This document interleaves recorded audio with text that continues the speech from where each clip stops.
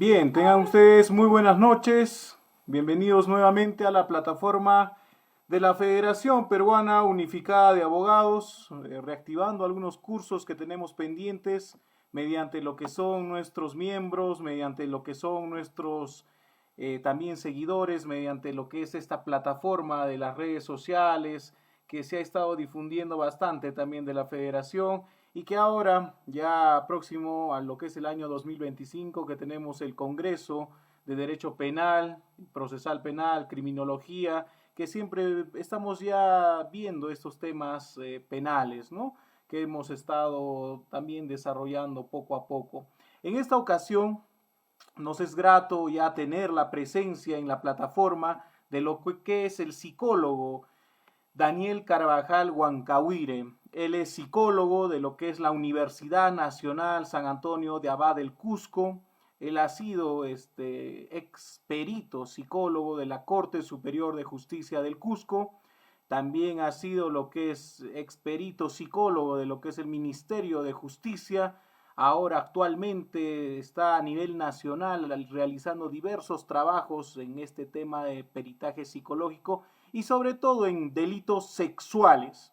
Y claro está, su amplia trayectoria es por la que los miembros de la Federación Peruana Unificada de Abogados han tenido bien en querer invitar a tan destacada personalidad y profesional. Por tanto, en esta ocasión tenemos un tema relevante esta noche que nos va, en esta ponencia que tenemos y también los que se están conectando ya a las redes sociales, ya me están escribiendo incluso al interno, sobre el tema la evaluación psicológica forense del perfil psicosexual.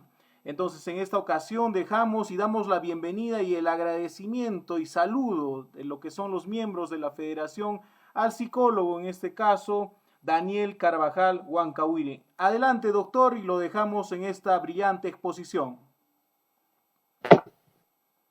Muy buenas noches, doctor Bill. Agradecido con la Federación Peruana Unificada de Abogados por esta cordial invitación y siempre en esa perspectiva de poder contribuir a la comunidad jurídica con temas que son de relevancia forense para quienes contribuimos desde nuestra labor pericial, desde nuestra labor investigativa. En estos segundos, a quienes ya se van conectando por las redes sociales, voy a compartir mi pantalla, si me permiten unos segundos. Sí, con total normalidad, no hay problema.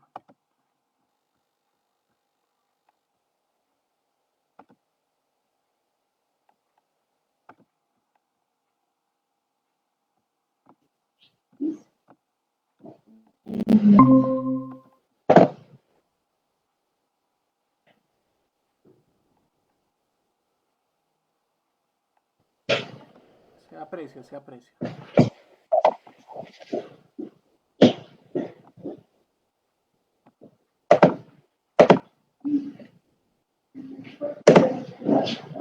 Ya, voy a ampliarlo toda la pantalla. Esperen un minuto, por favor.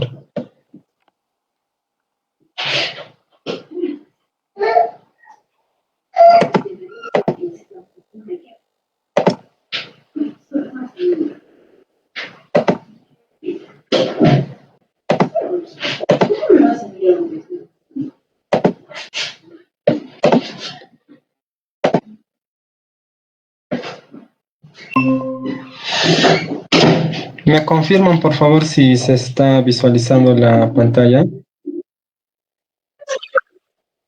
Bien, doctor. También le voy a pedir encarecidamente que unos minutos antes, para poder recibir algunas preguntas, me pueda interrumpir para, en este caso, tener un diálogo o atender algunas consultas de parte de nuestra audiencia. Muy bien. Muy bien, muy buenas noches con todos y todas los que se están conectando desde el otro lado de sus pantallas. Nuevamente mi agradecimiento a la Federación Peruana Unificada de Abogados por generar este tipo de espacios de formación, de contribución, de intercambio académico, que es el objetivo que también nosotros tenemos en nuestra labor como investigadores, como peritos dentro del sistema judicial. El día de hoy quiero proponerles entrar al discutir este tema que resulta a veces poco conocido o a veces también poco explorado desde una perspectiva integradora a modo de introducción. Con esta presentación no pretendo resolver un abordaje o un esquema metodológico de qué es lo que tenemos que hacer frente a una evaluación psicológica forense del perfil psicosexual, sino básicamente comentar cómo está el estado de cosas en cuanto al sistema de justicia peruano, en cuanto a los requerimientos, en este caso por parte de la Fiscalía o por parte de la Defensa Técnica, y cuáles son, por un lado, las perspectivas, los alcances que nosotros tenemos respecto de este requerimiento. ¿Sí? Bien, para comenzar, quiero comentarles que vamos a tratar en esta presentación básicamente un aspecto introductorio, aspectos jurídicos. Vamos a ver la diferencia que es importante resaltar entre una mirada clínica y una mirada forense.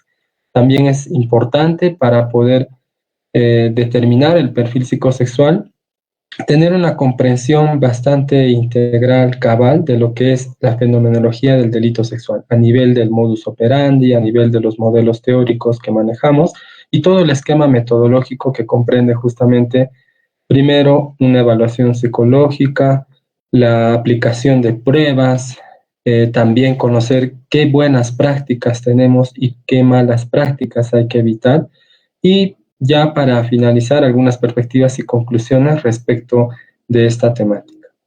Quiero comenzar citando un caso que me llamó poderosamente la atención. Este es un caso de un escritor bastante famoso que es el profesor José Ramón Juárez, en la que nos cuenta que en un caso determinado que le tocó intervenir, existía la sentencia hacia un progenitor respecto de una agresión sexual contra una de sus hijas. Más adelante se reveló de que la agresión sexual no solamente había alcanzado a esta hija, sino a la otra hija, es decir, a la hermana menor de la primera. Sin embargo, el fallo del tribunal, en este caso de justicia, fue de forma absolutoria, debido a que había una circunstancia o conductas que le llamamos nosotros conductas contradictorias, que hicieron prever justamente una presunción de culpa, una duda razonable, como se llama en el derecho. ¿Y en qué consistía esta duda razonable? Que esta menor, que para la fiscalía también había sido víctima de agresión sexual por parte de su progenitor, solía visitar a la cárcel enviando cartas, mostrando un afecto, reconociéndolo como su padre, y en este caso ese tipo de conductas para los operadores de justicia significaba una conducta impropia, es decir, una conducta no, digamos, razonable, lógica, coherente, con lo que usualmente las víctimas tendrían que presentar. En este caso, por ejemplo, no era esperable que debido a estas vivencias tan graves, odiosas como es una experiencia sexual negativa, más aún de parte de su progenitor, haya o persista, digamos, ciertos afectos, emociones, que no se podrían explicar solamente a través de la culpa. El profesor José Ramón Juárez analiza justamente esta circunstancia y es requerido por el Tribunal de Justicia para poder aclarar esto, y nos cuenta justamente que hay que hacernos la pregunta respecto de si es esperable en menores de víctimas de lo que es una experiencia sexual negativa, conductas razonables, conductas lógicas, cuando sabemos muy bien que se puede instalar en las menores o en los niños, niñas, adolescentes, sobre todo, conductas contradictorias a partir de una disociación, a partir de una relación dual con sus agresores sexuales. Y esto es explicado de forma amplia por la psicología, que si bien desde una mirada de sentido común del derecho o de una parte del derecho puede generar una duda razonable, pero ahí entra justamente la psicología forense, la psicología del testimonio, para poder dar mayores luces, para poder explicar en este caso el comportamiento de esta menor. En este orden de ideas, es importante que nosotros consideremos los aspectos jurídicos relevantes. Como peritos, nosotros estamos obligados a conocer los conceptos de imputabilidad, culpabilidad e inimputabilidad. Sobre todo, en este último concepto, cuáles son aquellas circunstancias que hace que la persona, por una anomalía psíquica, por una minoría de edad o por error de tipo o error culturalmente condicionado, pueda, en este caso, su pena disminuir, atenuarse o incluso estar libre de pena. Estos conceptos implican, por un lado, explorar, evaluar la madurez psíquica de la persona, su capacidad para motivarse en función de las normas, en función de las leyes.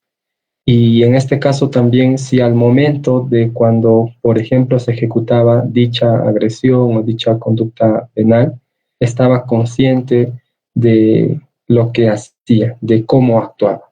Estos conceptos son estrictamente jurídicos, sin embargo, tienen una implicancia tanto para la psicología, la psiquiatría y la neurociencia, que justamente en este último tiempo, como pueden ver aquí, estoy citando al doctor Frank Almanza, que tiene su texto justamente de culpabilidad y neurociencia, donde ya esta disciplina está dando más luces respecto de la madurez psíquica, que para nuestra ciencia no termina como lo es en el derecho, por ejemplo, la adolescencia en cuanto a madurez psíquica a los 18 años. Es decir, a los 18 años ya tenemos como una capacidad para poder asumir en este caso una responsabilidad penal, desde luego desde un punto de una responsabilidad restringida de acuerdo a la jurisprudencia en nuestro país. Sin embargo, para la neurociencia existe lo que conocemos como una adolescencia tardía y tiene que ver justamente con el desarrollo de la corteza prefrontal que permite la toma de decisiones, el control de nuestros impulsos, la planificación de la conducta. Entonces hay casos en los que adolescentes de entre 18, 21, incluso algunos años más, están implicados en delitos contra la libertad sexual con menores de 18 o menores de 14 años. Entonces ahí también es importante ir viendo cómo avanzan los aportes en neurociencia para tener una mayor comprensión no solamente legal, sino científica de estos fenómenos. Por otro lado, debemos de tener en claro que en la actualidad los peritos también nos ceñimos a lo que está establecido en el Código Procesal Penal. Es decir, si ustedes, por ejemplo, encuentran una pericia en la que se determina que alguien es agresor sexual, de plano, desde esta perspectiva legal, la podemos cuestionar, porque bajo ningún concepto nosotros como peritos, como auxiliadores de la justicia, podemos establecer responsabilidad penal en nuestra intervención como peritos. Y esto no solamente lo señala el Código Procesal Penal, sino también nuestro código deontológico, nuestro código de ética del Colegio de Psicólogos, en la que nos proscribe emitir juicios de valor. Y también, por otro lado, nos exige que nuestra intervención, sobre todo en este contexto legal donde los estándares de prueba, de cientificidad son más altos, más aún desenvolviéndonos en el contexto penal o en materia penal, debemos de hacer que nuestra intervención se adecue a principios científicos, sobre evidencia científica.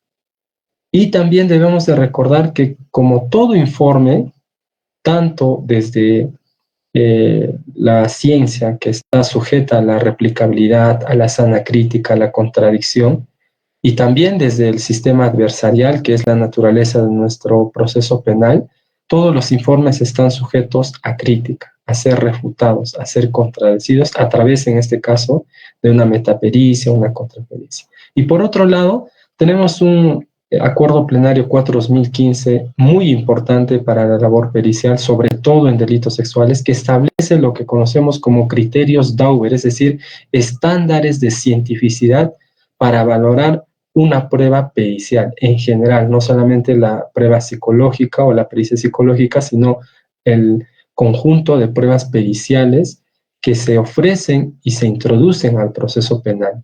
Y estos criterios Dauber, que algunos quizás lo conocerán, tienen que ver con 4 puntos. 1, el tema de la falsabilidad, la contrastabilidad. 2, el margen de error de cada una de las técnicas que nosotros aplicamos. 3, la publicación de ese conocimiento al cual recurrimos en revistas indexadas, en revistas que incluya una revisión por pares de expertos en el tema en el que estamos desarrollando nuestra investigación. Y como cuarto punto o criterio Dauber, de que hay un consenso, hay una aprobación de la comunidad científica respecto de ese conocimiento científico aplicado dentro de una pericia. Entonces, son aspectos que como cuestiones, digamos, previas, debemos de tenerlas en claro para poder, en este caso, intervenir en una evaluación psicológica forense del perfil psicosexual. También quiero decirles hasta aquí de que en el Perú no existe una guía de evaluación psicológica forense aplicado a esta consulta o requerimiento de la Fiscalía de determinar el perfil psicosexual. Y por tanto, el desarrollo, la forma en cómo se va a dar esta evaluación depende mucho del profesional que esté a cargo. Hay profesionales que pueden ser muy incisivos en su exploración, pueden tomarse entre 3 a 4 sesiones para poder dictaminar un perfil psicosexual. Sin embargo, también hay otros profesionales que en 1 o 2 sesiones ya están emitiendo un dictamen pericial en ese tipo de requerimientos. Entonces, es una deuda que tenemos como comunidad psicológica forense, porque en otros contextos sí existen avances, sí existen propuestas de cómo desarrollar este abordaje pericial en cuanto al perfil psicosexual. Quiero aquí, de manera bastante rápida, puntualizar algunos aspectos que marcan la naturaleza forense de una intervención. Nosotros, a diferencia de una mirada clínica, recibimos a los usuarios o usuarias no de forma voluntaria, sino a través, en este caso, de una orden o una disposición de la Fiscalía para que la persona pueda pasar su evaluación de perfil psicosexual.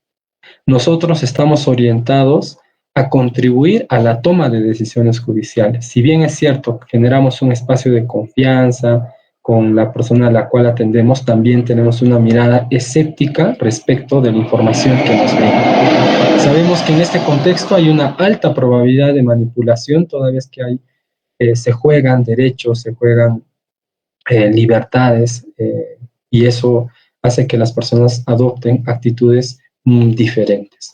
La evaluación forense, a diferencia de una evaluación clínica tradicional, es de corte multimétodo, multifuente y multiárea. Y cuando me refiero a estos aspectos, quiero decir que no solamente emplea una sola técnica, como es la entrevista o la observación, sino que aplica pruebas psicológicas, sino que hace entrevistas colaterales, hace una revisión documental para que las fuentes de información sean diversas. Y multiárea porque explora todas las conductas jurídicas relevantes, de relevancia forense, a diferencia del contexto clínico que se mueve más en un contexto asistencial y con la persona, que da una perspectiva de cómo se encuentra. En el ámbito forense nosotros hacemos un cruce de información y buscamos justamente que nuestras conclusiones gocen de lo que Echeverría llamaba una validez convergente. Y por otro lado también, en el ámbito forense resulta muy importante hacer un análisis respecto del control de respuestas, como por ejemplo podemos medir la deseabilidad social o la tendencia a mostrar una imagen agradable dentro de una evaluación, la consistencia en cuanto a las declaraciones respecto de los hechos que son materia de investigación. Y más que nosotros etiquetar con una categoría diagnóstica a las personas, lo importante de nuestra contribución es explicar aquellas conductas jurídicas relevantes, como por ejemplo el perfil psicosexual. Por tanto, aquí la conclusión, como decía el doctor Dujo de España, es que nuestra metodología tiene que ser forense, porque no es posible emitir un dictamen pericial o conclusiones forenses a partir de un abordaje que tenga este sesgo clínico. Y vamos a ver que justamente en la revisión o en nuestra labor como peritos de parte muchas veces nos encontramos con miradas más clínicas y no forenses. Ahora sí, quiero también explicarles que un pronunciamiento, un dictamen de lo que es un perfil psicosexual tiene que tener una comprensión bastante integral de lo que significa la fenomenología del delito sexual. Sabemos que, por ejemplo, pensando en el abuso sexual infantil, se da un contexto de poder asimétrico, confianza y responsabilidad. Y lejos de ese mito de que las agresiones sexuales ocurren por personas desconocidas, la estadística misma nos muestra que son personas del entorno familiar, del entorno social cercano o amical, que encontramos justamente esta diada de víctima-victimario.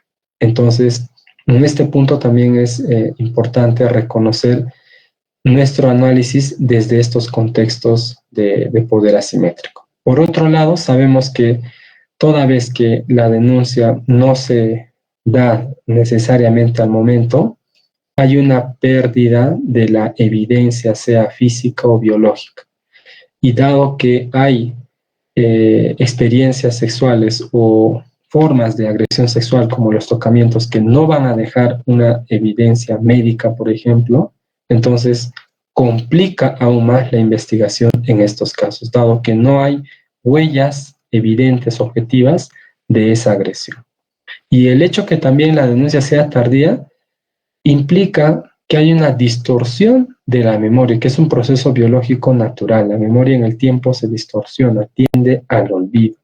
Y con la información que va recibiendo más adelante, va siendo modificada una y otra vez. Por eso decimos que la memoria es un proceso reconstructivo. Entonces, esto también hace que la reconstrucción de la agresión sexual del crimen tenga limitaciones, dado que, por ejemplo, en el lugar donde antes pasó ya construyeron una edificación o ya se convirtió en otro espacio o era un alquiler y entonces ahora ya lo habitaron otras personas, cambiaron muchas cosas. Entonces son, digamos, las limitaciones que se encuentran en la investigación de delitos sexuales. Por otro lado, también quiero aclarar aquí que la victimología forense, y esto es un consenso de la comunidad científica de psicología forense, señala y reafirma de que no existen indicadores específicos de abuso sexual infantil o de victimización sexual en general. Es decir, no podemos concluir que porque una persona tenga determinada sintomatología clínica o alteración psicopatológica, como por ejemplo disminución en el apetito, alteraciones en el sueño, cambios en el estado de ánimo, etcétera, necesariamente o inequívocamente sea una víctima de abuso sexual. Nuevamente, la perspectiva, vuelvo a decir, es forense, no es clínica, porque si nos quedáramos con la clínica, sabemos muy bien que otros tipos de circunstancias que pueden atravesar los niños, como por ejemplo una situación de divorcio, también genera ese tipo de síntomas antes mencionados. Entonces, podemos generar falsos positivos y podemos en este caso vulnerar los derechos de las personas cuando sostenemos o defendemos de que el hecho de que un menor tenga determinada alteración en cuanto a su salud mental ya lo muestre o lo haga ver como una víctima de abuso sexual. Y por otro lado, también la fenomenología de los delitos sexuales implica este escenario bastante, digamos, probable de la retractación. Y esto, como lo ha explicado de forma adecuada el Acuerdo Plenario 1/2011, ante una presión familiar, ante una manipulación o estas actitudes o costumbres de conciliación para alterar, para evitar que se rompa la unidad familiar, pues se da estos fenómenos de la retractación. No siempre a iniciativa de la parte agraviada, sino más bien del entorno social. Y como sabemos, pero hay que repetirlo, no existe un perfil único de víctima y menos un perfil único de agresor, aunque hay ciertas posturas o ciertas, digamos, lecturas de que todavía insisten en que existe este perfil. ¿Qué más debemos de saber respecto de la fenomenología del delito sexual? Conocer el modus operandi. Para Kaufman y colaboradores en el año 96, el modus operandi se entiende como el patrón de comportamiento que él o la agresora manifiesta, fíjense, antes, durante y después de ese contacto sexual ilícito, de esa conducta sexual penal. Entonces, ahí vean que es un proceso. No solamente estamos hablando de un comportamiento cuando se da esta situación de la agresión sexual o después, sino incluso antes. ¿Y cuáles son para el profesor José Ramón Juárez los modus operandi que hasta ahora la ciencia, la victimología forense ha reconocido? Por un lado, él identifica las estrategias que apuntan al mantenimiento y ocultación de la agresión sexual. Como verán, me estoy enfocando sobre todo en la victimización sexual infanto-juvenil, que estadísticamente es la que a nivel del país y a nivel mundial es la que tiene mayor prevalencia respecto de otro tipo de agresiones sexuales. Si bien hay cierta similitud con otro tipo de agresiones sexuales, sin embargo, permítame enfocarme en esta población y en este tipo de victimología o de victimización sexual para justamente mencionar de que hay dos estrategias, como venía indicando. Uno que tiene que ver con que se capta a un niño o niña adolescente, se logra una conducta de cooperación de parte de este menor de edad y una conducta de mantenimiento. Pero por otro lado, las recientes investigaciones respecto del modus operandi en este tipo de delitos sexuales, no solamente nos hemos quedado en el aspecto de que las estrategias apuntan a lograr, digamos, una agresión sexual, mantener esa agresión sexual e imponer el silencio, sino también a que una vez que este menor sea que de manera intencional o a partir de un estímulo social logra revelar la conducta del abuso sexual infantil, hay una estrategia para poder confundir, para poder restar credibilidad a esta revelación. ¿En qué consiste en cada una de ellas?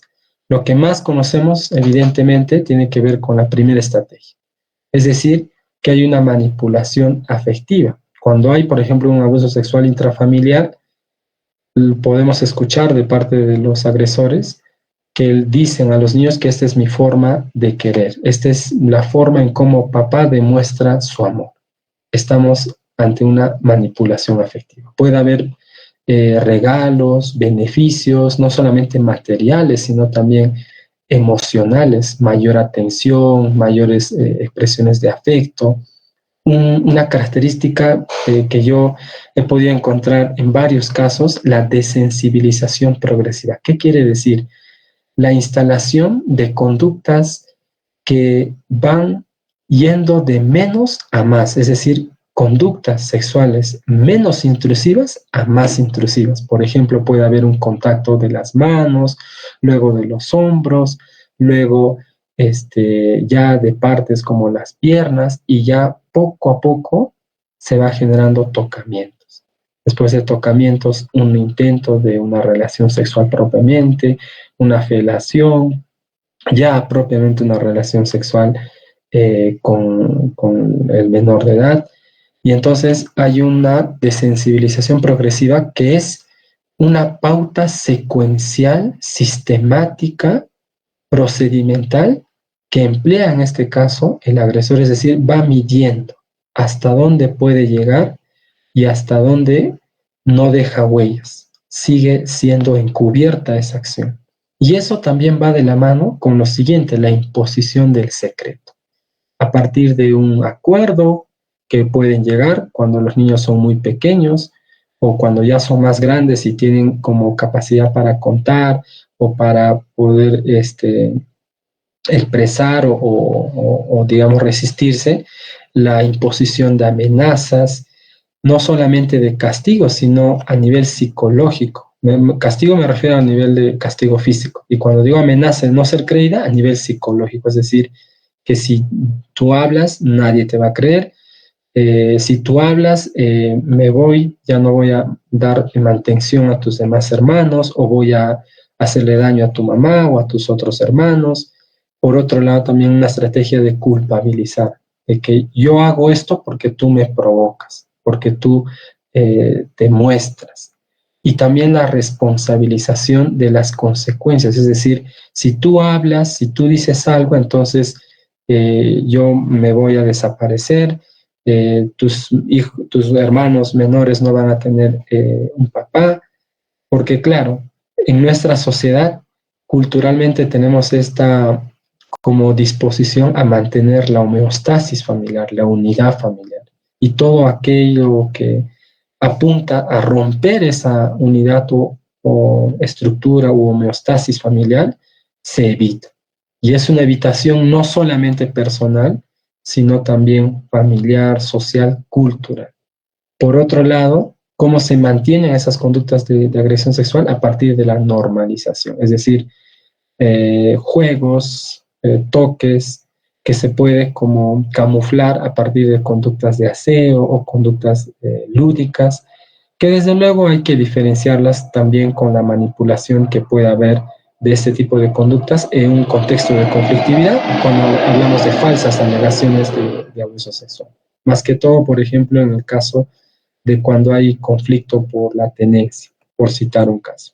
Y por otro lado, el uso de alcohol o drogas, cuando justamente hay cierto consumo, digamos, perjudicial de adolescentes, sobre todo de este tipo de estupefacientes o sustancias psicoactivas, entonces como una especie de soborno para justamente a cambio acceder a conductas sexuales.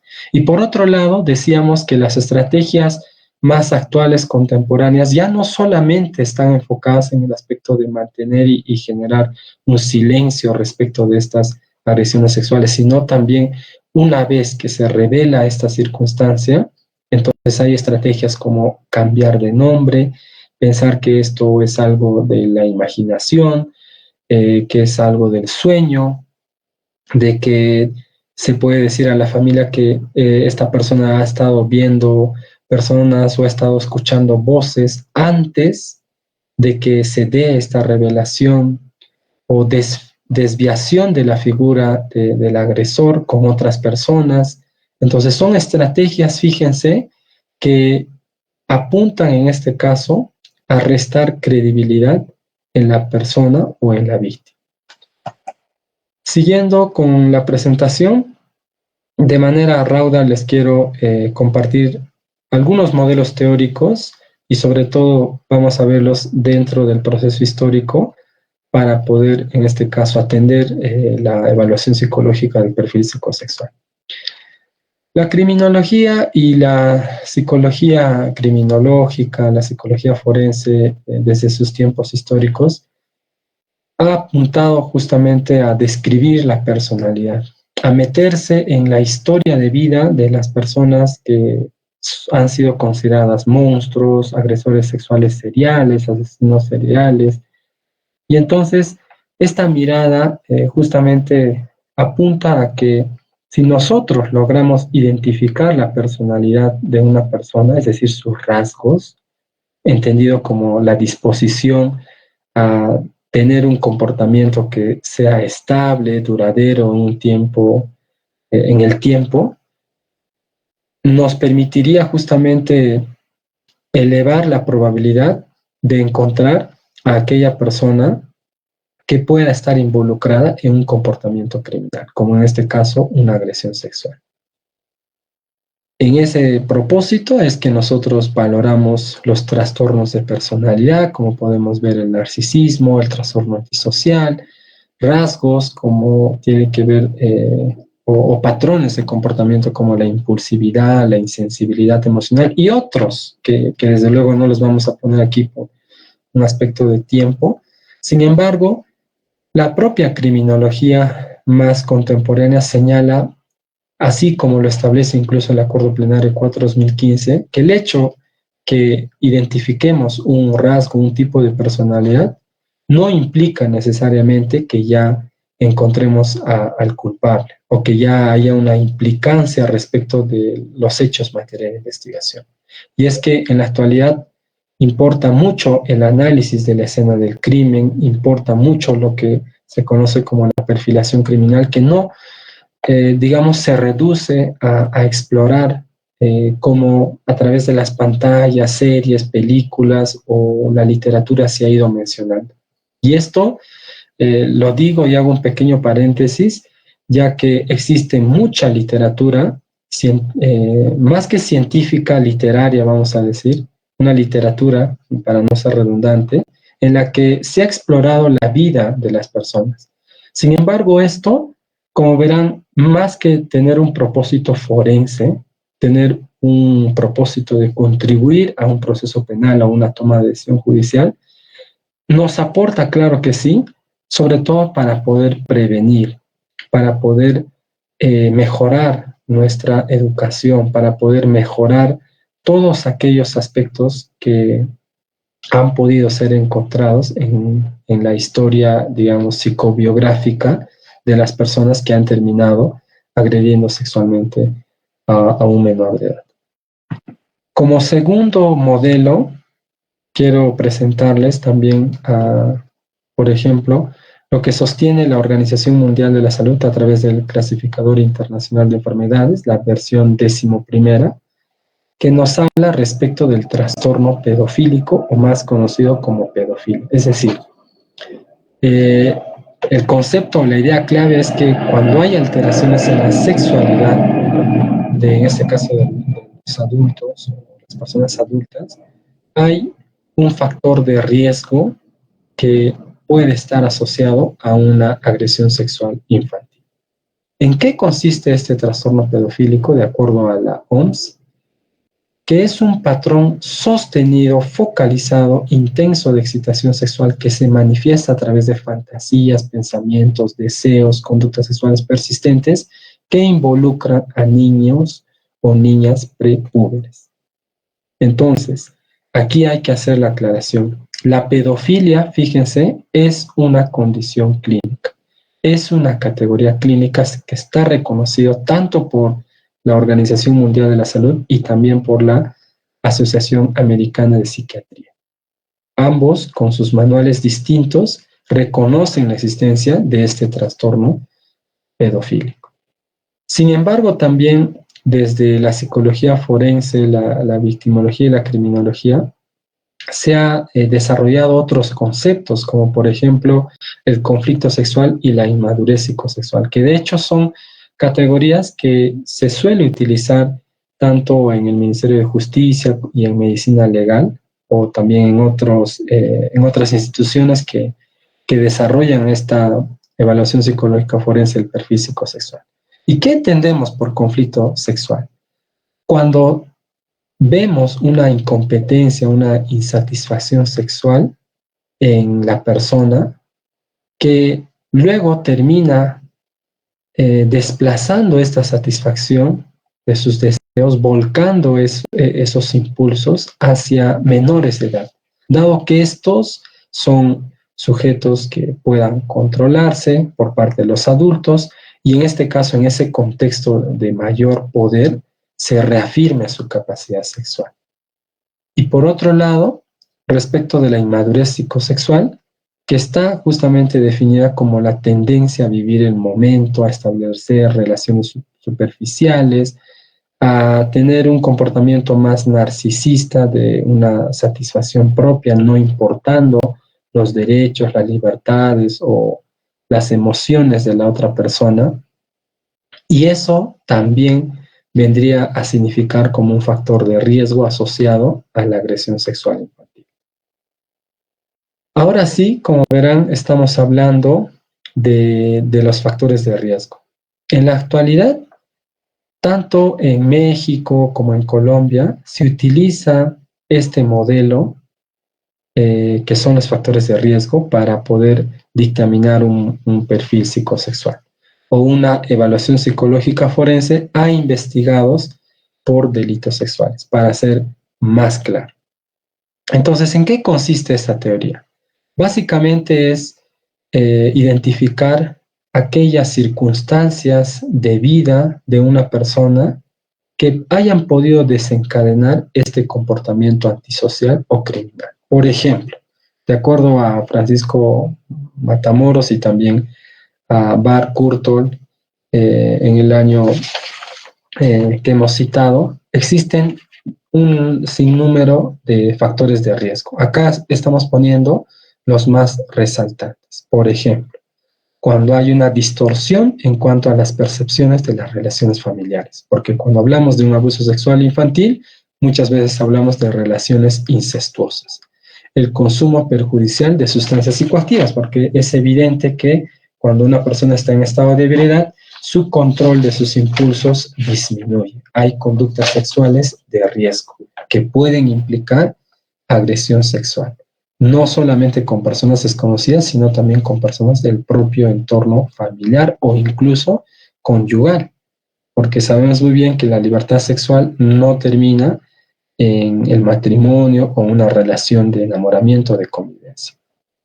Por otro lado, la escasa interacción social, la introversión, el retraimiento, la inadecuada gestión de emociones, estas relaciones superficiales, este deficiente control inhibitorio, este deficiente control de impulsos, una baja autoestima, que la persona se siente rechazada y tiene manifestaciones de ansiedad, depresión o ideas paranoides, haber sido víctimas de abuso o de maltrato infantil, una escasa empatía, un bajo sentido de pertenencia, un apego inseguro, es decir, en esta relación o vínculo de las figuras parentales significativas, sobre todo de la progenitora y la persona, que esa relación de confianza, de sentirse protegido, de sentirse escuchado, valorado, está deteriorada.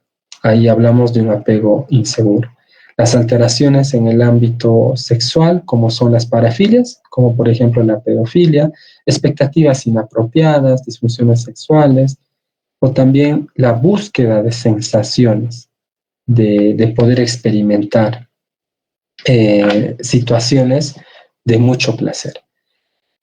También dentro de los factores de riesgo es que hay un comportamiento que utiliza la confianza, emplea el miedo para bloquear o paralizar a la víctima, las distorsiones cognitivas, es decir, aquella idea que, por ejemplo, a veces es curioso encontrar cuando evaluamos personas investigadas por delitos sexuales, de que hablando de un niño o adolescente, de que ella me buscaba, ella me provocaba, ella se ponía shorts, ella salía de la ducha y etcétera. Es decir, de cierto modo culpabilizar a la persona de haber provocado su impulso sexual.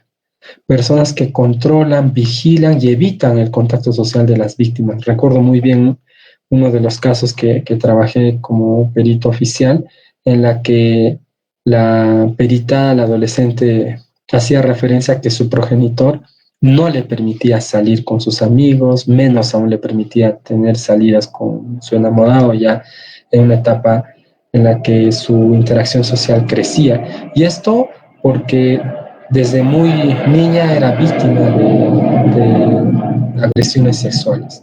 Y entonces, para evitar que esta persona revele este hecho, se adoptaba esta conducta de parte de quien la agredía. Una conducta de control, de vigilancia, de recortarle su círculo social. Y por otro lado, también las percepciones rígidas en cuanto a los roles de género, es decir, aquellos estereotipos o prejuicios que están marcados no solamente a nivel personal, sino incluso social, cultural, que pueden normalizar cierta violencia sexual. Por otro lado, tenemos la perspectiva de género, que también, como verán, tanto en la jurisprudencia de la Corte Interamericana de Derechos Humanos y también nuestro país, a través de mucha jurisprudencia, ha, digamos, incorporado la perspectiva de género en cuanto a la investigación e incluso la motivación de las resoluciones judiciales. De acuerdo a Rita Segato y a esta antropóloga Pérez, nos habla de la violencia sexual, la violencia de género, no nada más como un aspecto personal que tiene que ver como los medios muchas veces lo pintan de que es un desviado, es un pedófilo, es un monstruo, sino nos muestra que esto proviene de un sistema patriarcal, una cultura machista, donde hay desigualdad de género, donde la violencia es una forma de comunicar, de relacionarse con poder, de subordinación.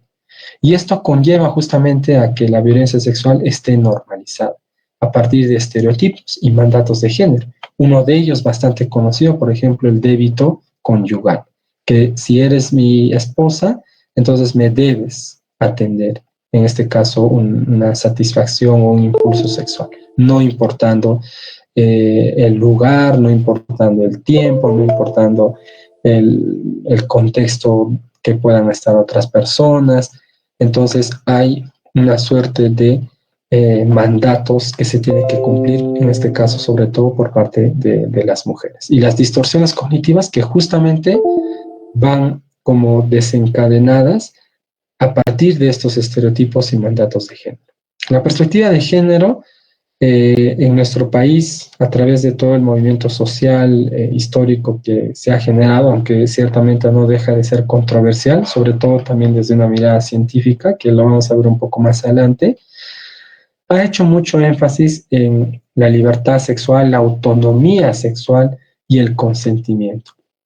Y eso está, digamos, incorporado en el tipo base, en el corazón del tipo penal, que es el delito de violación sexual, porque como señala en este artículo que siempre lo cito de Julio Alberto Rodríguez y Cristina Valega, Violencia Sexual y Derecho Penal en la revista de Derecho de la Universidad Católica, el corazón de este tipo penal es la ausencia de consentimiento. Y por tanto, en nuestra labor pericial tenemos justamente que analizar el contexto de coerción, identificando, reconociendo que el consentimiento es dinámico. Y cuando decimos que es dinámico, lo hace más complejo, porque una cosa, por ejemplo, es que en una relación sexual casual, como suele haber en nuestra cultura peruana, de salir una noche y luego salir con una chica y demás, el consentimiento dinámico implica, por ejemplo, que una cosa es que una mujer te permita, digamos, una relación sexual con preservativo. Y al momento de que la persona retira este preservativo, puede configurarse la gestación de un tipo penal, porque el consentimiento es específico, está circunscrito, en este caso, a tener relaciones y evitar un embarazo, evitar el contagio o una enfermedad de transmisión sexual.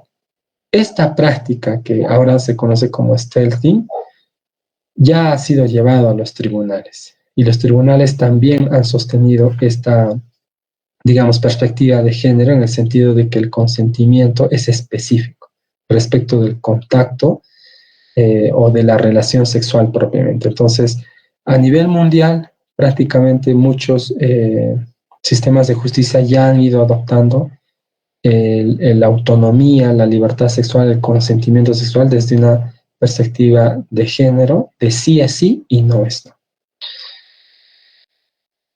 Siguiendo con la explicación, ahora voy a llegar a la teoría de la acción situacional, que es muy interesante. De hecho, para mí es la teoría científica más, digamos, replicada. Tiene muchas investigaciones, no solamente de este autor que es Wikström, de la Universidad de Cambridge, sino también de muchos investigadores a nivel mundial, propiamente latinoamericano. ¿Y qué nos dice este autor que explica a partir de esta teoría cómo es que se genera una acción criminal?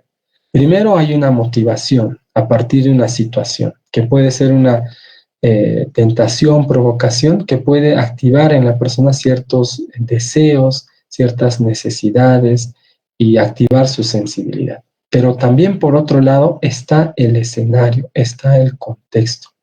Ahí hablamos justamente de la oportunidad, por ejemplo, delictiva. A nivel del proceso, digamos, personal, existe lo que se conoce como una moralidad personal, individual, que es estos valores, estos principios que tiene la persona que lo gobierna. Pero además de eso, la persona está dentro de un contexto, forma parte de un grupo social y ahí tenemos al contexto moral o a las normas morales, es decir, aquel entorno que también nos muestra sus principios, sus valores. Y por otro lado, estos dos factores nos conllevan a la percepción de qué alternativas de acción tenemos, es decir, de qué opciones para elegir o para tomar una decisión tenemos. Frente ya a ese escenario, existe una capacidad para poder autocontrolarnos, para poder regular nuestros impulsos, nuestras ideas o pensamientos. Y también dentro del escenario podemos hablar de una capacidad para hacer cumplir las normas morales. Es decir, en qué medida, por ejemplo, yo tengo la percepción de que si no soy detectado, entonces puedo, en este caso, perpetrar una conducta sexual. Habrán ustedes oído este caso muy famoso a nivel internacional de Picot, de Francia, de un hombre que drogaba a su mujer e invitaba a personas desconocidas para que mantengan relaciones sexuales con su esposa. Y este señor les grababa y muchas veces miraba, estaba como testigo. Es una parafilia que se puede identificar como el voyeurismo, por ejemplo, de satisfacer sus impulsos sexuales viendo una relación sexual. Fíjense que todos estos hombres que han sido plenamente identificados están desfilando por los tribunales. Y no se puede decir que ellos son monstruos, son personas desviadas, indudablemente que no. Y ese es un mensaje que siempre se dice desde la psicología y la criminología, de que no se trata de monstruos, se trata de personas que bajo este modelo teórico, por ejemplo, podemos entender cómo es posible que una persona pueda acceder en este caso, digamos, a perpetrar una conducta de agresión sexual con una persona en un estado en la que no está plena para poder brindar su consentimiento porque la drogaba. Y han sido decenas de personas, si alguien me corrige, son como 50 personas, o quizá aún más, que han, digamos, accedido a esta invitación. Entonces, a partir de esta teoría podemos comprender de que no solamente se trata de un aspecto personal, sino también de la situación, del escenario, de esa percepción de riesgo que podemos tener respecto de la intervención. Es decir, si yo percibo de que mi conducta va a pasar desapercibida, de que no va a ser sujeto, no voy a ser sujeto de identificación y considerando otros factores, hago una valoración para poder, en este caso, tomar una decisión. Y esa decisión indudablemente los llevó a adoptar un comportamiento criminal por el cual en la actualidad ya están siendo procesados. Ya entrando en el tema central, y espero tener todavía tiempo, la evaluación psicológica forense, por tanto, implica, por un lado, una entrevista inicial. Es decir, nosotros entrevistamos a la persona para obtener su descargo. Ya pasó el niño, niña, adolescente, o la persona que acusa una agresión sexual, su declaración en cámara Gesell, ya pasó otras declaraciones, su pericia psicológica, y entonces a partir de esa data le damos la oportunidad a la persona que nos brinde su declaración. Por otro lado, también indagamos la motivación de la denuncia. ¿Por qué es que él o ella está recibiendo esta denuncia? Exploramos la relación con la presunta víctima, si es una relación con una persona conocida, si tiene algún vínculo de familiaridad, si tiene antecedentes penales de este tipo de denuncias o qué otro tipo de antecedentes tiene. Por otro lado, también hacemos un examen mental, porque como habíamos dicho inicialmente, uno de los aspectos que nosotros valoramos tiene que ver con la madurez psíquica, con las capacidades cognitivas, la capacidad para motivar su conducta en base a las normas. Entonces, exploramos la dimensión de lo que es el funcionamiento psicológico a partir de conocer cómo está la persona orientada en tiempo, espacio y persona, cómo está a nivel de la senso-percepción, de su conducta motora, está atento, concentrado, si tiene una memoria conservada, cómo es su inteligencia a nivel de su coeficiente intelectual, inteligencia social, emocional, todo lo que necesitemos explorar en ese momento. Su lenguaje, pensamiento, capacidad de juicio, raciocinio y afectividad. Todo eso le llamamos el examen mental, que lo realizamos como psicólogos y de hecho también los médicos psiquiatras también lo realizan. Por otro lado, está la entrevista psicobiográfica, es decir, nosotros, como ya estamos explicando, adoptamos un modelo teórico, adoptamos una perspectiva científica respecto de la fenomenología del delito sexual y también del modus operandi.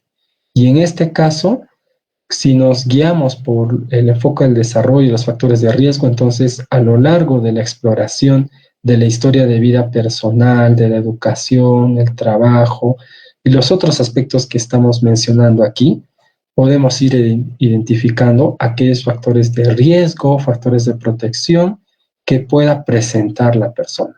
Por ejemplo, experiencias negativas de exposición a violencia, experiencias sexuales negativas propiamente, una autoestima baja, sea porque haya sido víctima de bullying o era una persona con una discapacidad física y también ha sido sujeto de discriminación, cómo eran sus relaciones en cuanto a sus compañeros de trabajo, relaciones con figuras de autoridad, qué tipo de actividades de ocio realiza, con qué tipo de personas frecuenta. Todo eso son, digamos, información relevante que nosotros como peritos tenemos que explorar y recabar de manera amplia. Y por otro lado también la dinámica familiar. Tanto propiamente el núcleo familiar, estamos hablando de hermanos, padres, pareja y todo eso. Son aspectos que nosotros tenemos que desarrollar. Como decía antes, si bien no tenemos una guía, sin embargo, la pauta general en la evaluación psicológica forense implica hacer una anamnesis bastante integral, bastante profunda. Por otro lado, desde luego, cuando hablamos de un perfil psicosexual, estamos de lleno en el aspecto de la sexualidad.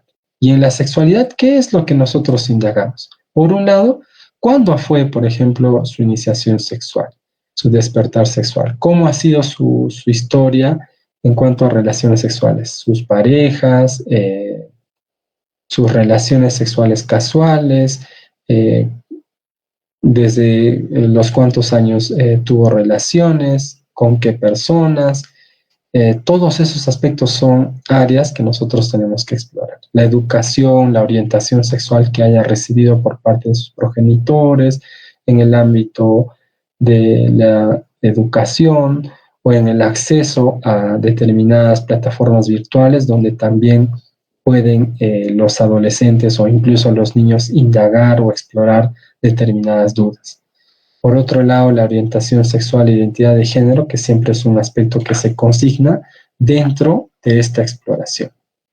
Las prácticas sexuales que comprende la masturbación, las fantasías sexuales, la búsqueda de sensaciones, también es un aspecto que se explora en esta evaluación psicológica forense. Las conductas sexuales de riesgo, como por ejemplo el sexo casual, sexo con personas desconocidas, asistencia a prostíbulos y una serie de conductas sexuales de riesgo que se tiene que explorar ajustado al caso concreto. Cómo está la satisfacción o insatisfacción sexual, la frecuencia de relaciones sexuales, las formas en cómo se establecen estas relaciones sexuales, también son aspectos que se tienen que investigar. La presencia de dificultades o conflictos sexuales, antecedentes de abuso sexual, que también, como decíamos, siendo un factor de riesgo, es un aspecto que se tiene que explorar. Por otro lado, el consumo de la pornografía. Fíjense, a nivel internacional se está, así como decimos que la edad de iniciación sexual se ha, digamos, recortado, es decir, si antes nuestra generación tenía relaciones sexuales a partir de los 15 y 16, ahora es mucho menos.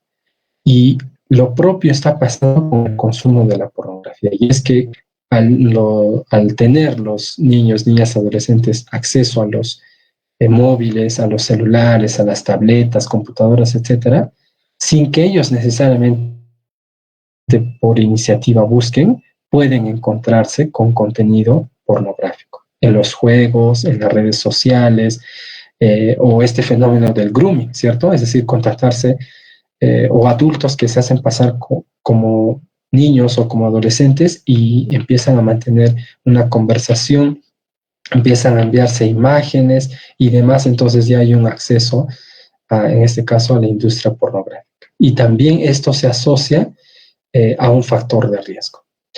Otro de los aspectos que se exploran aquí tiene que ver con el interés sexual hacia los menores o hacia los adolescentes. Ya hablamos, digamos, de una pedofilia o una hebefilia. También se le pide, por ejemplo, una opinión respecto de qué piensa de los que agreden sexualmente, qué piensa de esto de tener una relación sexual siendo adulto con un niño ni adolescente, y otras áreas que sean de relevancia forense. Aquí solamente les estoy poniendo algunos puntos que se exploran, pero desde luego son muchos más y son ajustados al caso concreto. ¿Cuáles son las pruebas psicológicas que se emplean? Como decía antes, al no contar con una guía ni con un protocolo en cuanto a la evaluación psicológica forense del perfil psicosexual, va a depender mucho del perito, psicólogo, psicóloga que vaya a atender. Y aquí, como están viendo, para nada estoy considerando las pruebas proyectivas de lápiz y papel. Me refiero, por ejemplo, a la test de la figura humana, a, a la persona bajo la lluvia, que para la ciencia forense, para la psicología forense, no tiene validez científica. Por eso es que no la considero. Entonces, en este orden de ideas, bajo el modelo teórico que hemos ido escribiendo y hemos ido desarrollando, es importante una evaluación de la personalidad. Y aquí cito algunos de los test, digamos, que son más utilizados en el ámbito de la psicología forense. Pero también nosotros evaluamos el aspecto de las habilidades socioemocionales, el afrontamiento. Es decir, por ejemplo, la autoestima, cuáles son los estilos de afrontamiento, la asertividad, la impulsividad. Y aquí algunas propuestas de pruebas psicológicas específicas. En el ámbito de la sexualidad tenemos, por ejemplo, la escala cognitiva de Aaron, que justamente explora estas, digamos, distorsiones cognitivas, este interés sexual hacia los menores de edad.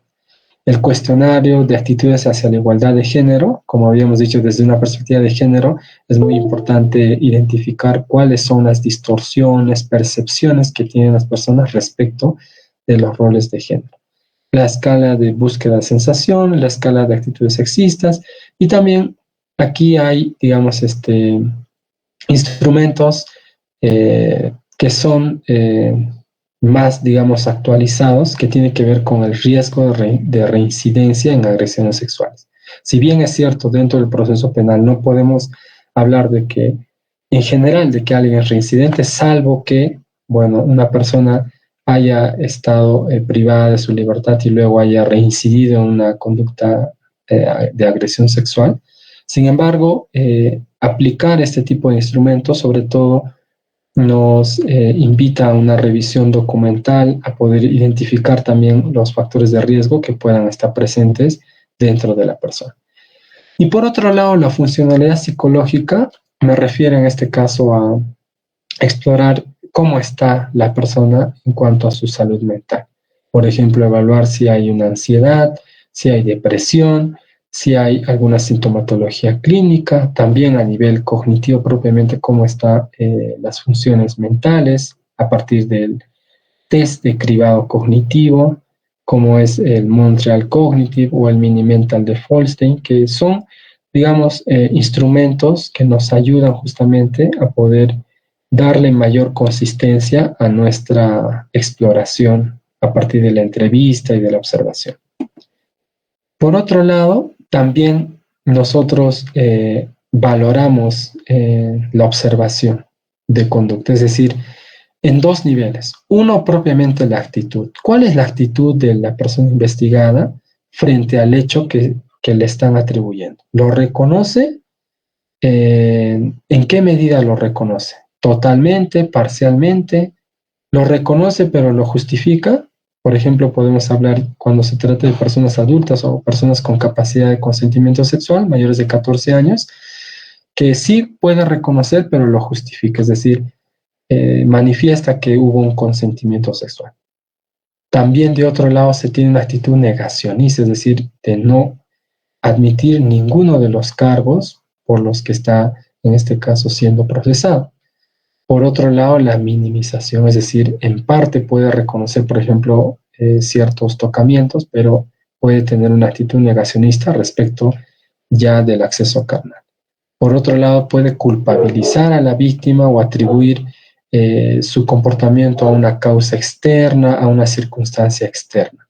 Como verán, por ejemplo, aquí me hace recordar mucho a este último caso del feminicidio en Cieneguilla, donde el investigado a un inicio lo negó, después lo admitió y después sacó esto de que escuchaba voces, de que se entró un demonio. Entonces hay una suerte de lo que los psicólogos denominamos el locus de control externo, es decir, que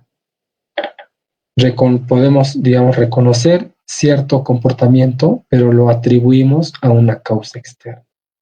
También hay una actitud evasiva, indiferente, dominante o defensiva. Son, digamos, actitudes que podemos encontrar en las personas que están siendo investigadas por ese tipo de delitos. Propiamente en la observación de conducta, desde luego nosotros vamos a consignar cómo viene la persona, de qué edad aparenta, si establece contacto visual, cuál es su postura corporal, sus gestos, cómo está en cuanto a su aseo, línea personal, su lenguaje, postura corporal. También podemos hacer un análisis del relato, no en el aspecto de credibilidad, porque aquí vamos a precisar de que respecto de los investigados, la psicología del testimonio no ha desarrollado ya a nivel científico que cumpla los criterios Dauber, un análisis de credibilidad respecto del investigado. Respecto de la presunta víctima sí hay mayores avances, pero del investigado no. Sin embargo, en este punto es importante, dado que podemos ver ciertas contradicciones, ciertas inconsistencias o falta de corroboración entre lo que pueda declarar el investigado y las otras pruebas que se puedan recabar en el proceso.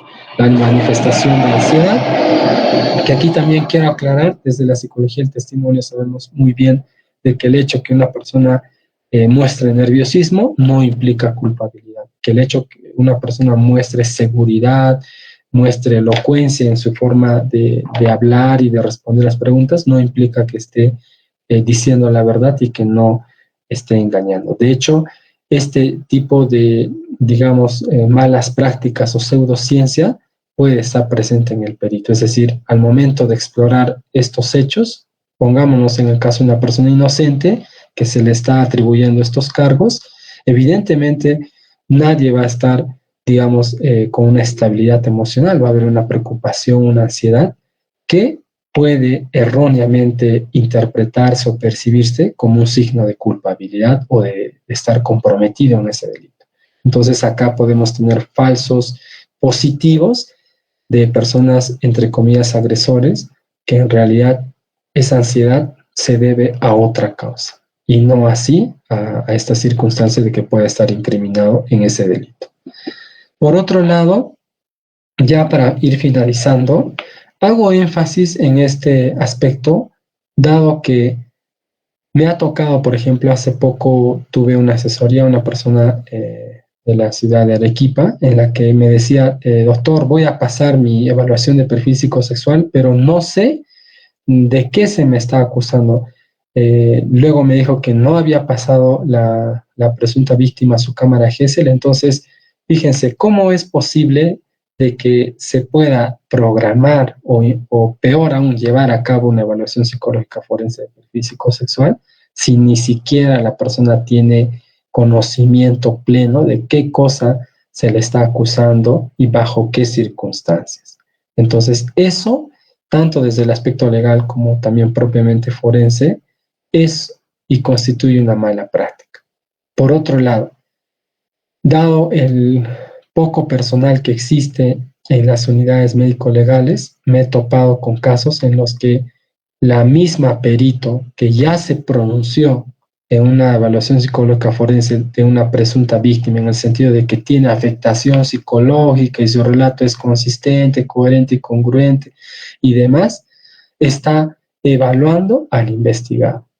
Aquí la pregunta, ¿creen ustedes de que esa persona va a ser objetiva o de cierto modo ya esa primera conclusión respecto de la presunta agraviada ya le compromete respecto de su pronunciamiento al momento que le toque evaluar al investigado? Ahí no hay objetividad y lo sabemos muy bien. Un juez que anticipa o adelanta una opinión no podría continuar en el proceso. Y lo propio considero yo que se aplica en este caso a la labor pericial.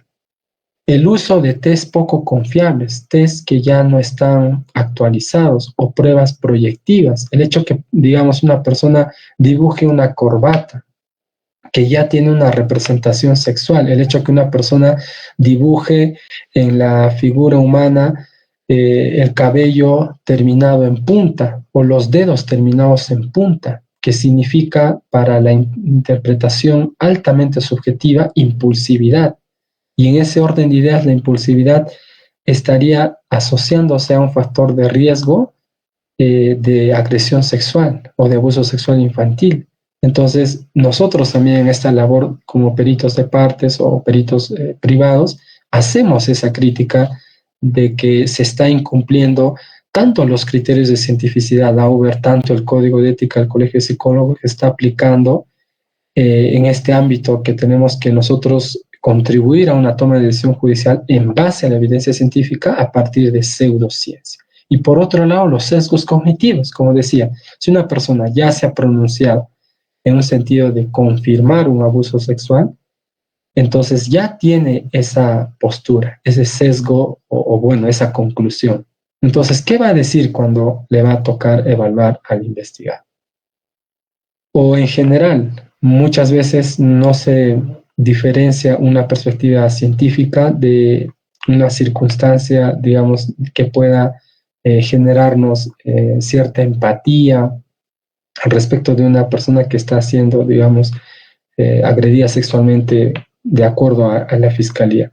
Sin embargo, puede haber otro contexto de conflicto o de motivación secundaria, y entonces en la evaluación psicológica forense tenemos que identificar estos sesgos cognitivos. O, por ejemplo, el hecho de que un investigado diga, sí, alguna vez he visto pornografía, alguna vez he ido a un prostíbulo, ya sea, digamos, elemento único suficiente para decir que esta persona tiene una inmadurez psicosexual. Es un sesgo cognitivo, es una falacia. Y por otro lado, también prejuicios culturales. Alguna vez, por ejemplo, me ha tocado tener justamente la consulta de una persona que era natural de una provincia de Cusco, en la que cuando le mencionó que soy de tal provincia, la persona ya tomó otra actitud. Ya lo vio como, tú provienes de una cultura machista, entonces seguramente sí has cometido esta violencia y demás. Entonces, hay prejuicios culturales, hay prejuicios de generalización. Y esto obviamente es un juicio de valor que, como ya les mencionaba anteriormente, nosotros como psicólogos forenses no podemos realizar. Y por otro lado, una mala práctica que también se puede identificar en este tipo de evaluaciones es que no se comunican los resultados de las pruebas aplicadas.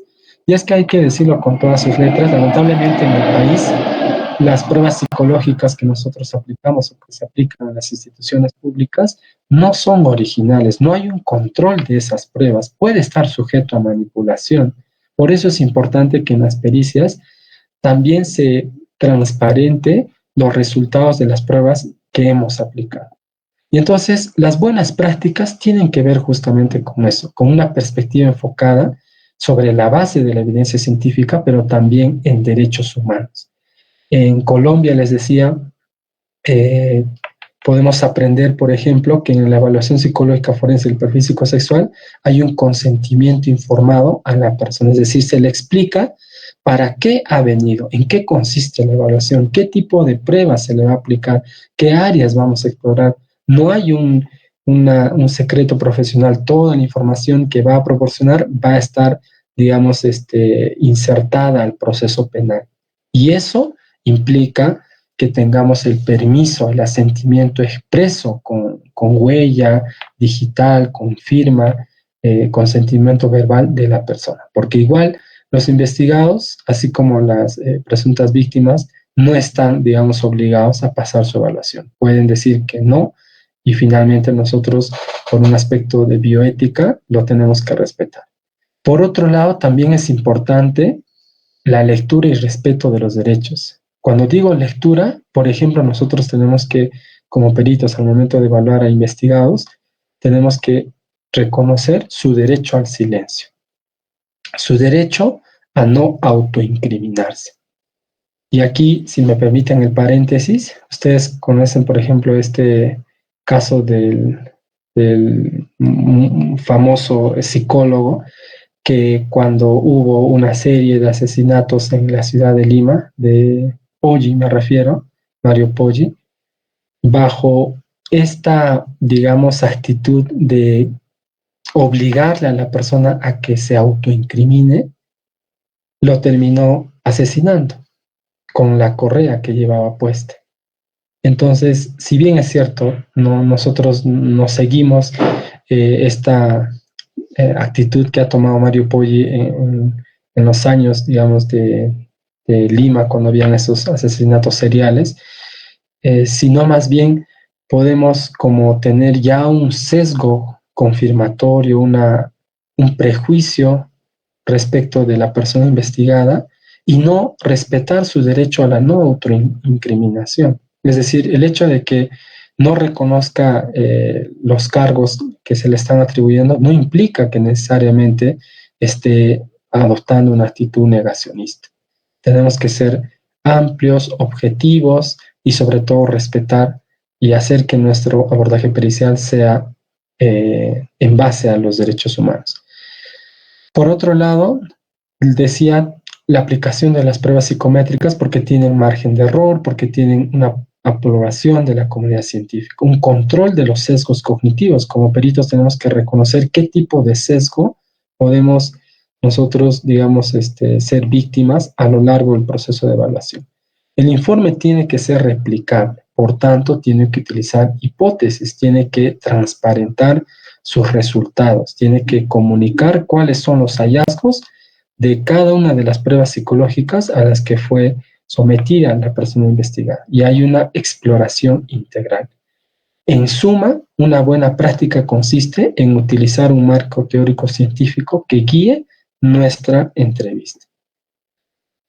Finalmente, ¿qué tipo de conclusiones son las que se pueden arribar en un perfil psicosexual?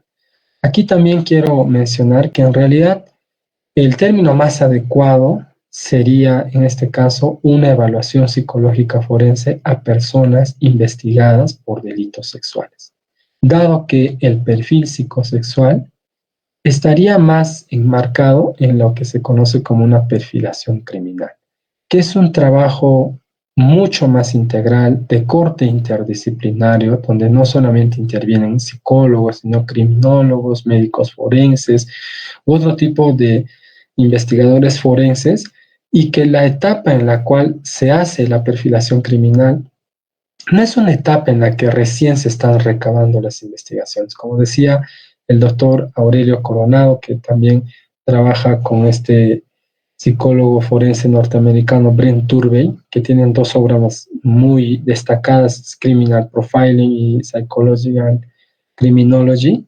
dos obras que recientemente no tienen más de 5 años, es más. A partir de estas dos obras justamente nos muestran, nos ejemplifican de que la perfilación criminal en este tiempo tiene una base científica. No es una perfilación criminal en el sentido de que yo voy a resolver el caso entrevistándome con la persona o averiguando su historia de vida o aplicándole pruebas psicológicas, no. Comprende por un lado un análisis victimológico, comprende por otro lado un análisis de la escena del crimen, comprende por otro lado un análisis de todas las evidencias de criminológicas forenses que se hayan recabado. Eso en el Perú no lo tenemos. No tenemos los recursos, no está regulada la intervención, en este caso, de una perfilación criminal dentro de los diferentes estadios procesales que tenemos en materia penal. Es una perspectiva muy interesante que podemos irlo integrando, avanzando, como decía, desde una perspectiva multidisciplinaria, pero todavía nos queda largo camino por recorrer en el Perú. Dado el escenario también, te vuelvo a insistir que en el Perú no contamos con una guía de evaluación psicológica forense para personas investigadas por delitos sexuales. Sin embargo, bajo el modelo, los modelos teóricos que hemos ido desarrollando y el tipo de entrevista, las pruebas que hemos ido aplicando, las conclusiones, digamos, a las que se pueden llevar o las que se pueden consignar dentro de esta evaluación es cuando hablamos de la personalidad, si la persona presenta algún rasgo o trastorno de personalidad evidente, como por ejemplo un trastorno de personalidad antisocial, un patrón de comportamiento orientado o impulsividad. Cuando hablamos de factores de riesgo, también haciendo uso de hipótesis, podemos llegar a la conclusión de si el evaluado presenta o no presenta características psicológicas que sean compatibles con las que usualmente se han encontrado en sujetos que despliegan conductas de victimización sexual infantil. Como verán, los factores de riesgo tienen una mirada estadística, es decir, en general, las personas que se han declarado culpables o luego se ha probado su culpabilidad dentro de un debido proceso y se reconocen los factores de riesgo de corte más estadístico. Y por otro lado, desde el enfoque de la alteración sexual, podemos decir si la persona evaluada presenta indicadores de inmadurez psicosexual o conflictos psicosexuales. Y así también podemos evaluar otras variables, otros constructos psicológicos relevantes. Por ejemplo, puede haber personas que, habiendo cometido una agresión sexual, aleguen que sufren una anomalía psíquica, que sufren algún trastorno, digamos, mental que les haya incapacitado, que les impida controlar sus impulsos o su conducta. Entonces ahí será, digamos, necesario evaluar si estamos frente a una simulación, frente a una persona que está fingiendo determinados síntomas para evadir su responsabilidad penal. En suma, lo que queremos decir con esta aproximación, y nuevamente agradecido a la Federación Peruana Unificada de Abogados, es que la evaluación psicológica forense de personas investigadas por delitos sexuales es una evaluación que se tiene que hacer en base a la evidencia científica, ajustado a un modelo teórico o modelos teóricos que nos permitan comprender y orientar nuestro abordaje pericial. También exige controlar nuestros sesgos cognitivos, que humanamente lo tenemos todos, incluyendo incluso autoridades o operadores de justicia, en la que incluso hay una jurisprudencia que nos proscribe, que nos prohíbe motivar las resoluciones judiciales en base a sesgos cognitivos. Entonces, hasta aquí quiero llegar. Espero que haya sido una presentación bastante amigable con todos los que han podido escuchar y seguirme hasta aquí. Y bueno, nuevamente agradecido por el espacio que se genera y espero haber contribuido con un granito de arena en esta rama que es bastante apasionante del derecho penal, la criminología y también los delitos sexuales. Muchas gracias. Muchas gracias, estimado doctor Daniel. Ahí están los datos, aparecen también en lo que es nuestra plataforma y también nos los pueden pedir por el interno, el número de celular y el correo electrónico del doctor Daniel Carvajal Huancahuire, que por su vasta trayectoria en este tipo de delitos es un referente ya para lo que es, incluso para lo que son los abogados en este tipo de delitos que, como indico, son muy gravosos. Las penas para lo que es tocamientos indebidos e incluso violación sexuales son altas. Por tanto, para los abogados la defensa tiene que ser realmente adecuada, tiene que ir con algunos cánones, incluso de, como se ha mencionado bien en esta exposición, de otras ramas, otras disciplinas, y esa es la diferencia en lo que es la defensa y que muchos abogados de la federación ven esta situación. Pero hay algunas pautas y hay algunos comentarios incluso del grupo de interno de los abogados que siempre no nos hacen llegar en este grupo de la federación, de la federación también, que son abogados. Menciona qué recomendaciones que ha visto para el abogado litigante daría en lo que son las pericias psicológicas que usted ha realizado. ¿Qué recomendaciones le haría al abogado? Esta es una de las preguntas. Otra de las preguntas también para ir ya estos minutos, ¿no?, que nos falta, que ha sido amplio también la exposición, menciona, ¿no?, qué beneficios trae lo que es la pericia de parte. La pericia de parte, otro. Bueno, ese es un comentario que también lo tienen ahí en las redes sociales, que también se está retransmitiendo por el YouTube institucional. Menciona de que, bueno, los jueces le dan mucho valor a lo que es la pericia oficial.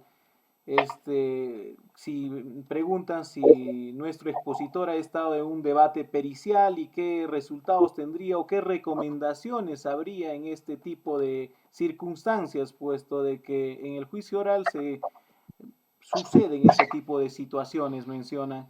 Entonces, estas preguntas, estimado doctor Daniel, para poder un poco aclarar también, y bueno, recordamos, ahí tenemos los datos del doctor, y también por interno estaremos respondiendo algunas preguntas, sobre todo por premura del tiempo, también estas dos preguntas, por favor, estimado doctor, para la comunidad, más que todo de abogados, ¿no?, quienes son penalistas. Incluso un saludo para el estimado doctor Mike Pilares, que viene siguiendo la transmisión, manda saludos incluso por el grupo de Reforma Jurídica, sobre este tema tan relevante, y él, que es abogado penalista, que vienen siguiendo estas transmisiones también de especialidad gracias a la Federación Peruana. Adelante, doctor Daniel, y ya para finalizar también algunas precisiones finales de repente también tenga.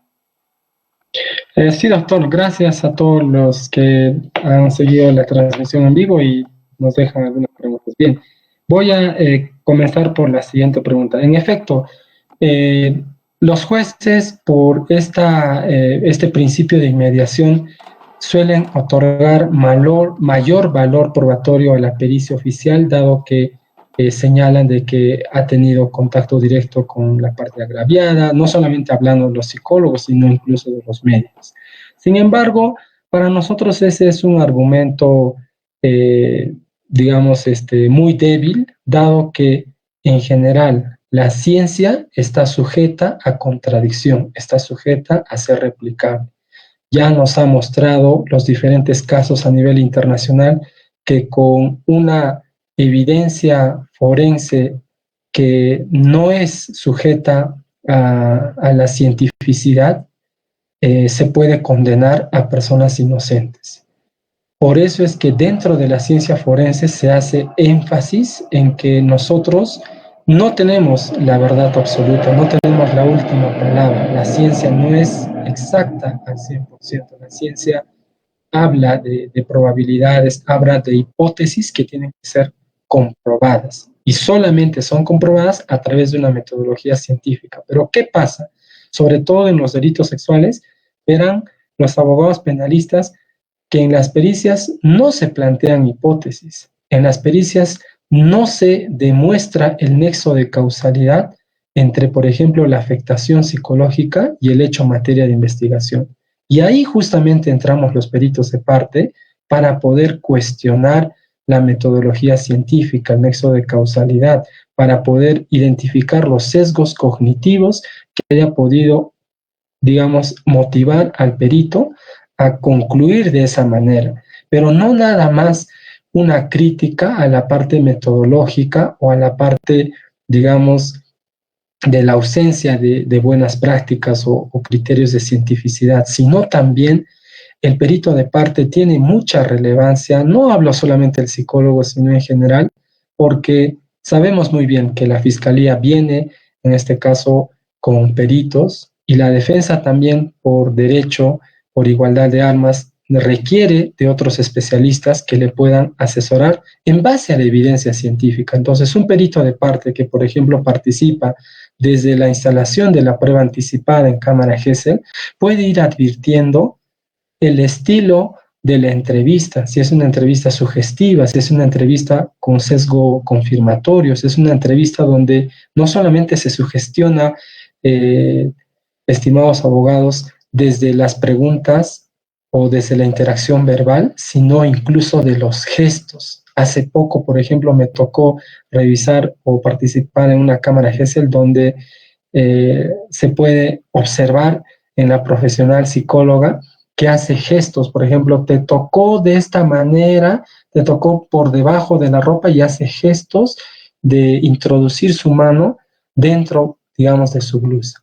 Eso es una sugestión no solamente, digamos, verbal a través de la pregunta, sino también gestual. Y la ciencia, la psicología del testimonio, evidencia que cuando hay ese estilo de entrevista con preguntas sugestivas, con una conducta gestual sugestiva, entonces el relato que podamos obtener está distorsionado. Es muy sensible la huella anémica, la prueba testimonial que sabemos que es la principal, la prueba estrella o el testigo estrella en este tipo de delitos, la cámara Gesell, se tiene que analizar y tenemos que analizarlo desde una perspectiva científica como es la psicología del testimonio. Y junto con la intervención de otros peritos médicos, peritos biólogos, podemos en este caso fortalecer la defensa técnica para poder tener una decisión judicial mucho más ajustada a derecho, respetando los principios y todo lo que nos corresponde. Por otro lado, ¿qué recomendaciones podría dar a los abogados?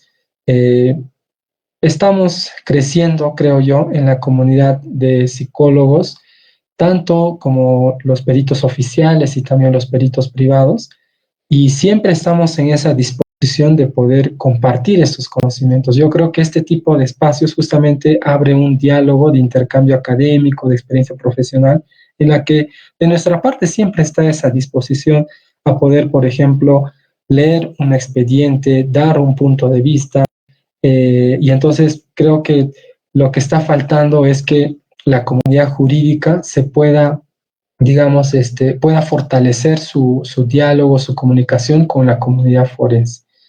Y eso implica que se sigan multiplicando estos eventos. Por otro lado, de hecho que sí es muy importante que los peritos de parte puedan, digamos, incorporarse, pueden intervenir desde, en caso de delitos sexuales, desde una cámara Gesell, desde la participación ahí. Incluso nosotros, de acuerdo a una casación de Moquegua, no recuerdo con precisión el número, pero podemos participar dentro de la evaluación psicológica forense, aunque actualmente no está regulado y ciertamente algunos jueces de investigación preparatoria establecen de que solo bajo el consentimiento de la peritada se puede tener la participación del perito de parte. Sin embargo, creo que ya es un avance que justamente nos conlleva a que la investigación pueda respetar los derechos humanos en general.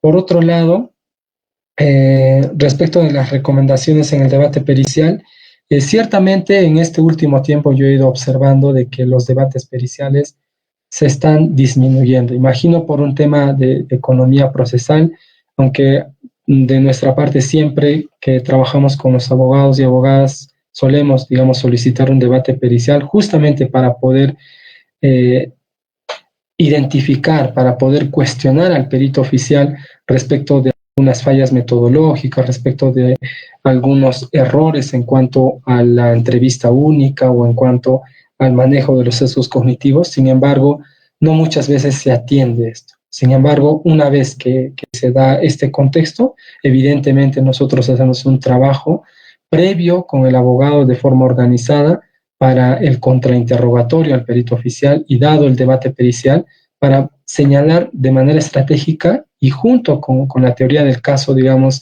que pueda adoptar como estrategia el abogado litigante, trabajar, digamos, de forma previa, organizada, sistemática, los puntos en los cuales vamos a incidir en el debate pericial. Si bien, como ustedes lo reconocen y yo también lo he pasado, hay esta suerte de que, como decía al inicio, el juez le da mayor valor probatorio a los peritos oficiales bajo esta, digamos, falacia de que como es un perito oficial, entonces es objetivo, no tiene un conflicto de intereses. Sin embargo, ya lo decía la profesora Carmen Vázquez de la Universidad de Girona, el hecho de que sea una pericia oficial no implica automáticamente que sea una pericia objetiva, que sea una pericia que no contenga errores.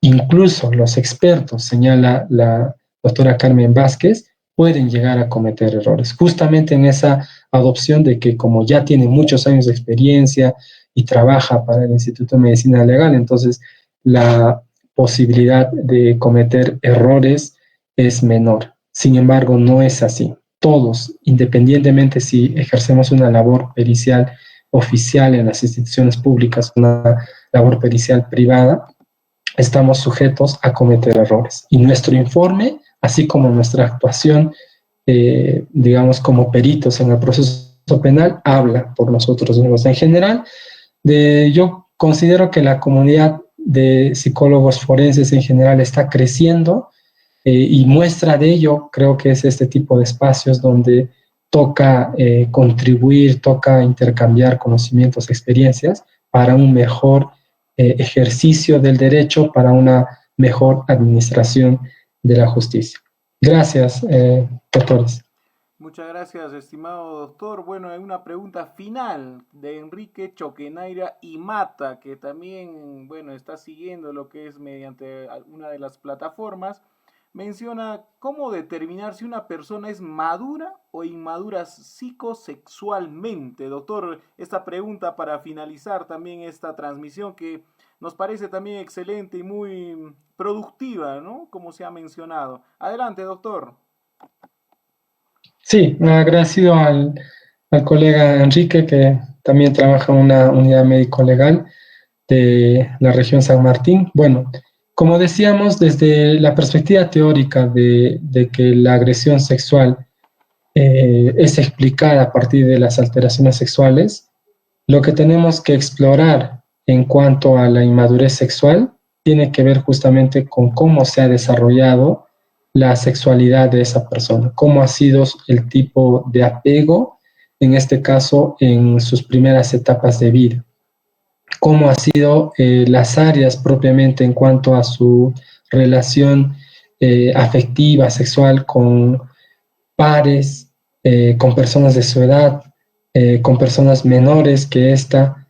Es decir, más que todo es la entrevista tanto directamente a la persona como las entrevistas también colaterales que podamos realizar, así como una revisión documental, la que a través de diferentes fuentes de información podemos ir identificando aquellos indicadores de un posible conflicto sexual o inmadurez psicosexual. Como bien decíamos, el concepto de inmadurez psicosexual tiene que ver con aquellas personas que establecen relaciones superficiales, personas que son, digamos, o tienen un comportamiento más narcisista en cuanto a la satisfacción de sus deseos o impulsos sexuales. Entonces, el abordaje en cuanto a la evaluación psicológica forense es sutil.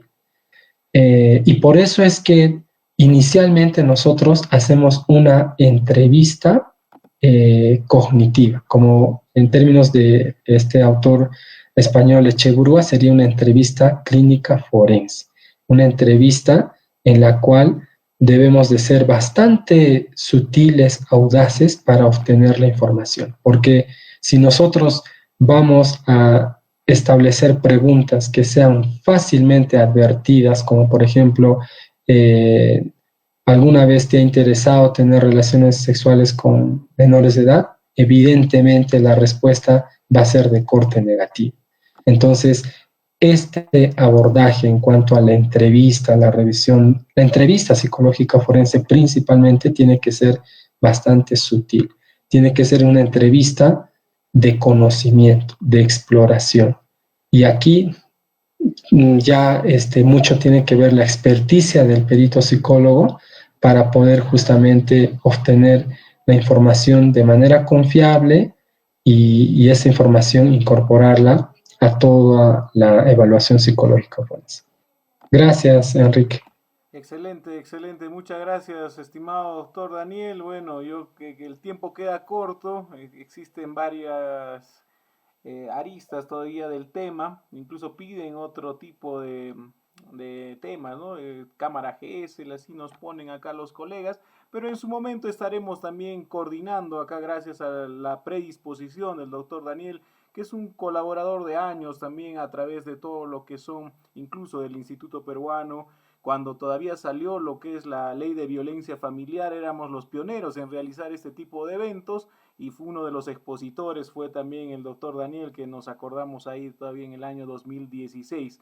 Ahora ya en el año 2024 vemos ya desde otra perspectiva este tipo de circunstancias y ya caminando también a lo largo de la profesión. Sus palabras finales, estimado doctor, y también recibe el agradecimiento de la Federación Peruana Unificada de Abogados, que siempre estaremos en contacto con usted. Doctor, sus palabras finales en esta jornada que hemos tenido de especialización. Nuevamente, gracias, doctor Bill, y gracias a la Federación Peruana Unificada de Abogados, y gracias a toda nuestra audiencia y a todos los abogados litigantes. Eh, para mí son personas que contribuyen a una adecuada administración de justicia.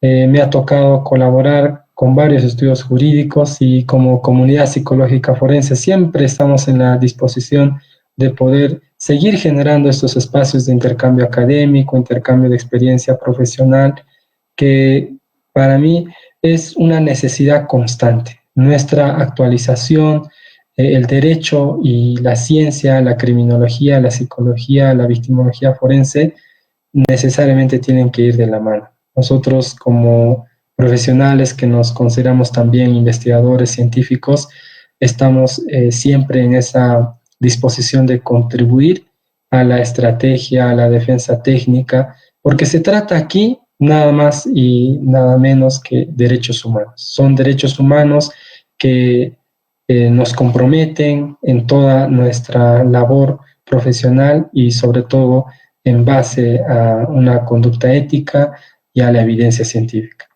Quedo cordialmente agradecido a todos y todas ustedes por habernos acompañado en esta presentación. Buenas noches. Buenas noches, estimado doctor. Bueno, recordamos que también mediante nuestras plataformas digitales esta exposición queda grabada y cualquier coordinación estaremos ya en futuros eventos. Muchas gracias y buenas noches con todos.